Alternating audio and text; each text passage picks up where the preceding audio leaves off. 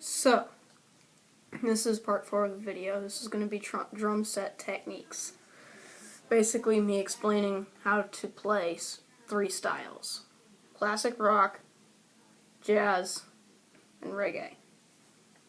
So the first type of drumming that we're going to talk about is classic rock. This is what I was introduced to when I first started drumming. This was the type of drumming that I started out with. It's perhaps the easiest to learn because it's the simplest. But it can be evolved such that you're still playing the classic rock style beat, only more complicated, which we will get to. The basic constituents that make up classic rock drumming are, it's in 4/4 time. So there's 4 beats per measure. We may have talked about that with the snare drum part of this, part 2. So what you're going to do to start off, your bass drum, which you will see in the small video of my feet, you're going to play your bass drum on 1 and 3, and your snare drum on 2 and 4, and hi-hat is just going to play 8th notes the whole way through. So what that sounds like, if you go 1, 2, 3, 4, 1 and 2 and 3 and 4.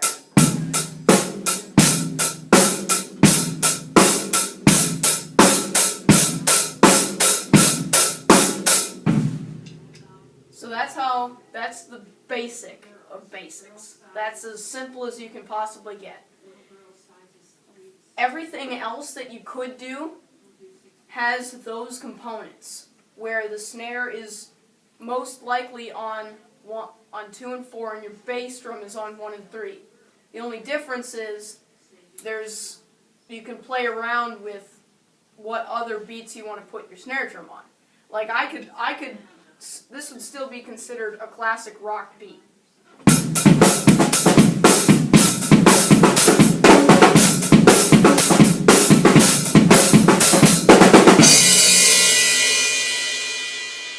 How that is the same as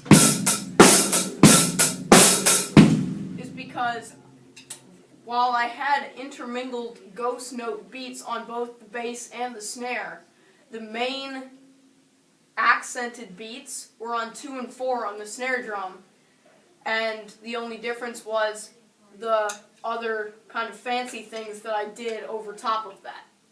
Now what you could do is you could even go a step further with this and say, alright, I'm going to play all 16th notes. The only thing that's going to lead me to believe that it's in 4 is I have something playing all quarter notes.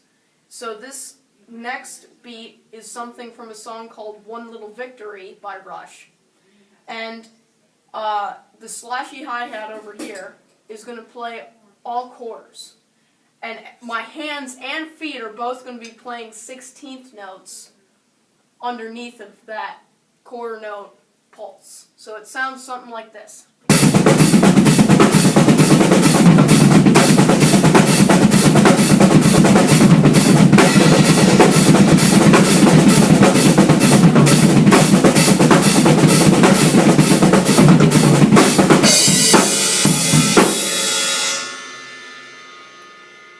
You could also play something like that with the ride cymbal. This next thing is something that I learned from one of my favorite drummers. His name is Neil Peart. And this time, the bass and the snare are going to be on 1. The bass is going to be on 1 and 3. The snare is going to be on 1 and 4. It's my right hand that before on the hi-hat was playing all 8th notes. That's going to change. See if you can spot the difference.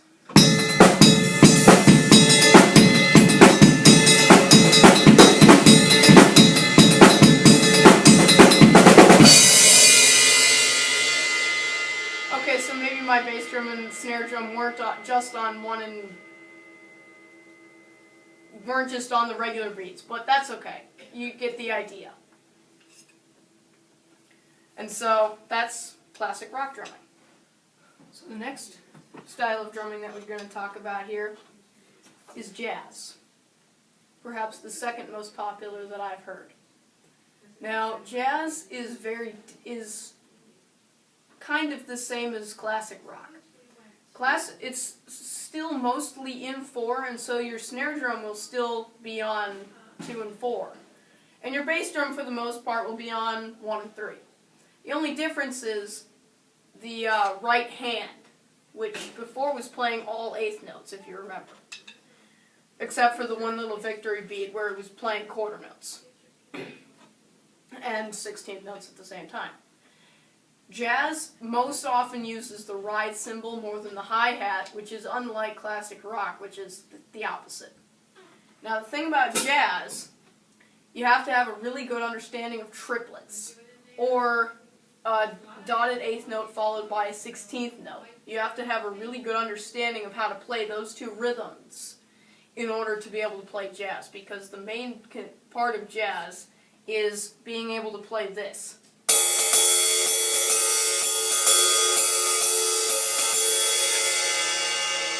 You have to know how to play that. And so you're gonna play 1, 2.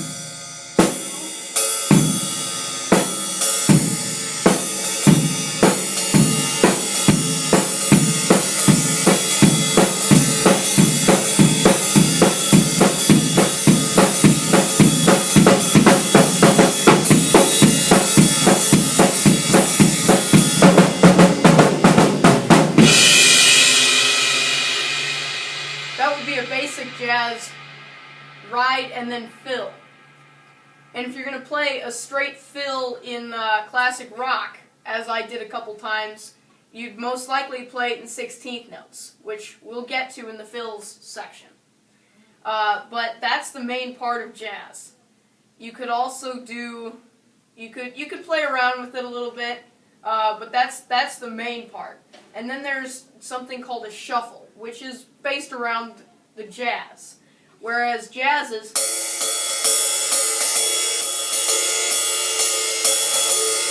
shuffle is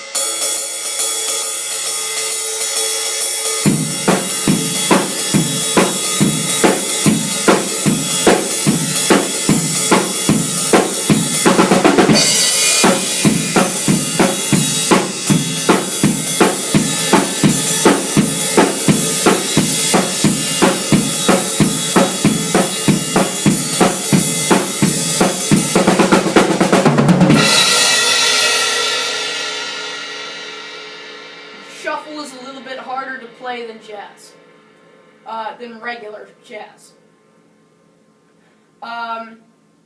Classic rock, as you probably noticed before, is very bass drum and feet oriented.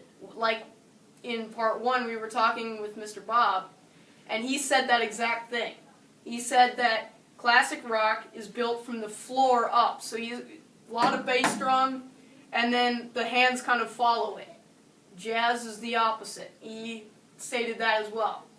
Jazz, he said, is from the top down. So lots of hands, the feet follows the hands, whereas with classic rock, the hands follow the feet.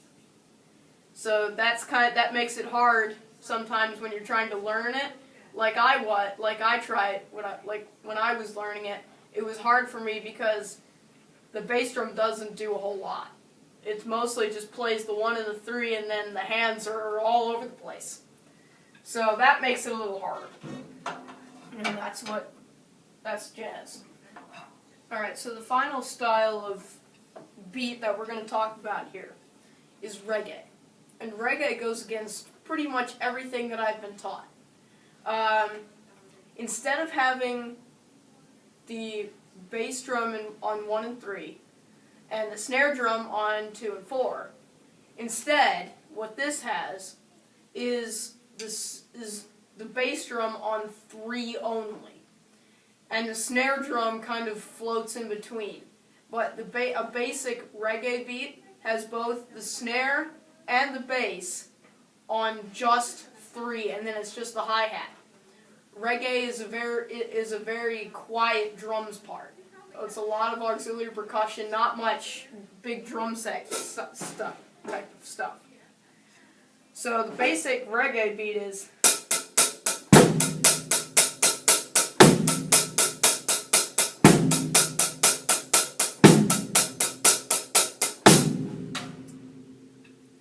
And you'll notice that there I changed from hitting the snare drum like this to like this. That's a rim shot, I guess you'd call it, but the main thing there is the stick is horizontal across the drum, and you bring it up and hit the rim of the snare head, of the snare. And so that makes it a little more interesting. There's a shuffle, sort of a jazz mix between reggae and jazz, which is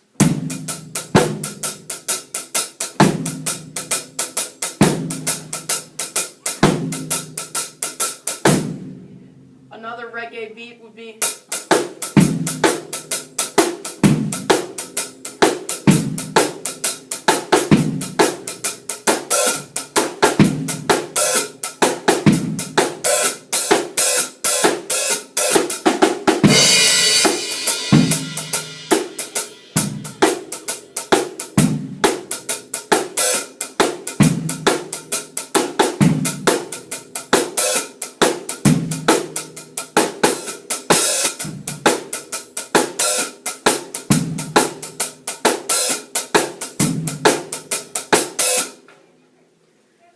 variations on the reggae idea. This is the latest style of drumming that I've been introduced to, so I really don't have that much to say on it. Alright, so the final part of this segment is going to be about fills. And we're going to start off with classic rock and the fills that you can do with that. They're most always based around 8th notes or 16th notes, sometimes triplets depending on the song. And so if I'm playing a beat, let's say I chose to play that basic beat that we talked about at the beginning of this segment. And it's just a fill like beat.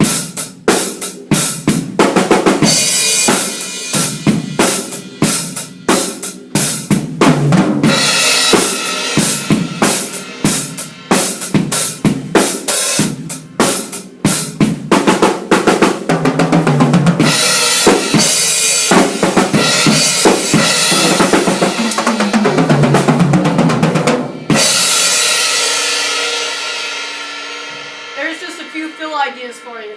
But when you're actually playing in a song, you want to make sure that any fill you do ends on 1, so that, like, if I'm playing 1, 3, and 4, and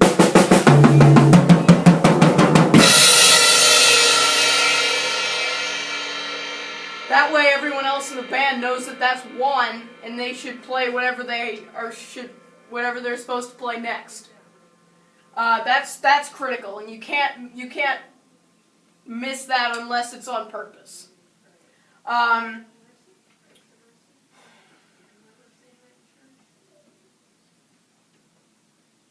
shoot.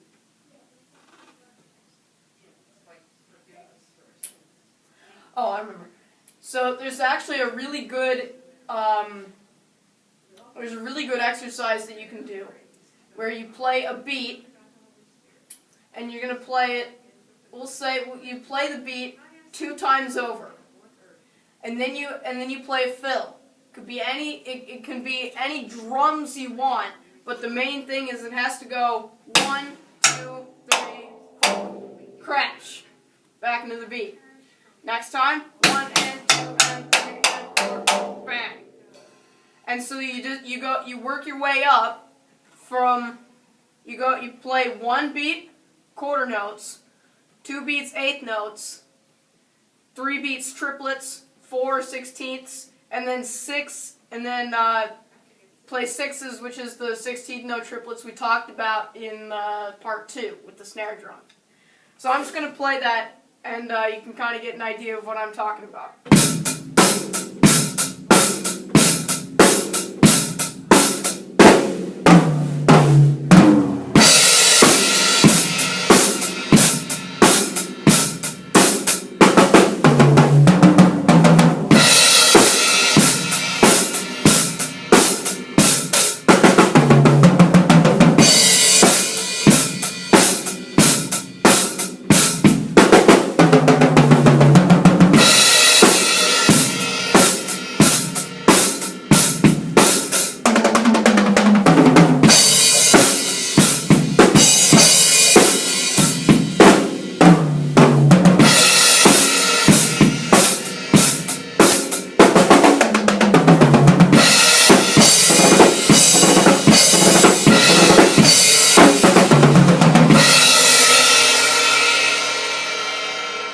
had some fun at the end there, but you get the general idea, and actually a really good thing to do if you have another drummer who is willing to drum with you.